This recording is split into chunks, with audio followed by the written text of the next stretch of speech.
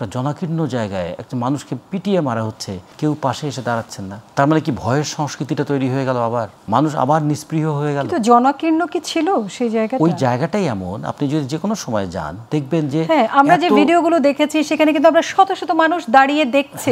ওই রাস্তাটাই এমন যে ওখানে চলতে গেলে আপনার মানুষের সঙ্গে মানুষের গায়ে ধাক্কাধাক্কি হবেই। মানে একটা ছোট জায়গায় অনেক বেশি দোকানপাট, রাস্তা অত প্রশস্ত নয় এবং অনেক বেশি লোক চলাচল। তার মানে পরিস্থিতিটা এমন তৈরি হয়েছে যে কিছুদিন ধরে মানুষের মধ্যে একটা আতঙ্ক কাজ করে, অথবা মানুষ মনে করে এই ঝামেলায় গিয়ে কি লাভ, আবার বিপদ ডেকে আনবো কি। তাহলে যে মানুষ একদিন স্বতঃস্ফূর্তভাবে রাস্তায় নেমে এসেছিল অভ্যুত্থান করার জন্য, সেই মানুষ কেন আবার ভয়ে কুটিয়ে যাচ্ছে? এটাও কিন্তু আমাদের একটু খেয়াল করতে হবে।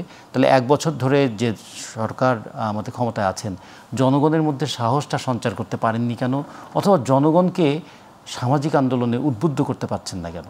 এটাও একটা, যদি বলি, এটাও একটা দায়িত্বের অংশ। শুধুমাত্র তো প্রশাসন দিয়ে শৃঙ্খলা রক্ষা করা যাবে না। আমাদের কতজন পুলিশ আছে? সারা বাংলাদেশে 2,12,000 পুলিশ আছে। তা আমাদের এই 17 কোটি মানুষের দেশে এই পুলিশ দিয়ে কি এটা আইন শৃঙ্খলা নিয়ন্ত্রণ করা যাবে?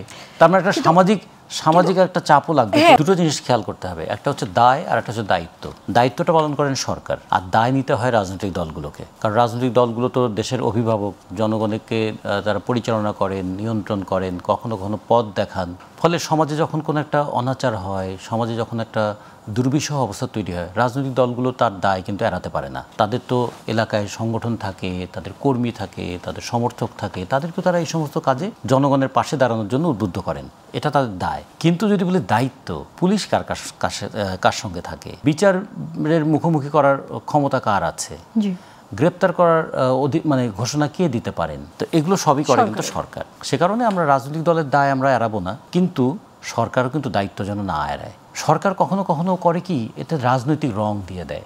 এখন যে সরকার আছেন, অন্তর্বর্তীকালীন সরকার, তার তো গায়ে কোনো রাজনীতির রং লাগার কথা না। ফলে কে কোন রাজনীতি করে এই কথা তো তার বলারই দরকার নেই। যদি কেউ কখনো বলে যে তিনি একজন সৎ বিচারক, এই কথা তো কোনো মানে নেই। বিচারক মানে ইট ইজ ইমপ্লাইড তিনি সৎ হবেন, সৎ হতেই হবে।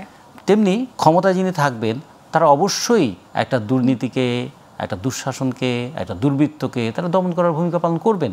সেটা করতে গিয়ে যদি দেখা যায় যে রাজনৈতিক দলগুলো অপোজ করছে, তখন তারা বলবেন যে একজন দুর্বৃত্তকে আমরা ধরেছি, অ্যারেস্ট করেছি, আর একটা রাজনৈতিক দল সেই দুর্বৃত্তের পক্ষে দাঁড়িয়েছে। তাহলে সেটাও একটা জনগণের সামনে রাজনৈতিক দলগুলোকে তারা তুলে ধরতে পারেন।